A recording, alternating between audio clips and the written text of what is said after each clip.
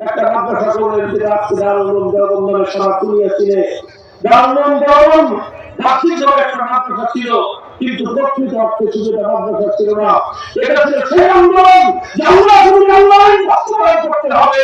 মানুষের সমাজে মানুষের কল্যাণ আইন চলতে পারে না, এই আন্দোলনকে সংগঠিত করার জন্যই ওরা মাদ্রাসার সাইনবোর্ড লাগায় আমরা দিনের জন্য এবং এই মানুষের অন্তরে ভারতবর্ষকে মুক্ত এবং স্বাধীনতা শ্রমিক তৈরি করার কাজ শুরু করে। এখান থেকে শ্রমিক তৈরি হতে হতে হতে হতে হতে 90 বছর পরে এসে না 80 বছর পরে এসে ইংরেজরা দেখলো যে আর এই দেশে ক্ষমতা চালানো সম্ভব নয়, তখন ইংরেজরা এই দেশ ছেড়ে চলে যাওয়ার সিদ্ধান্ত দিল।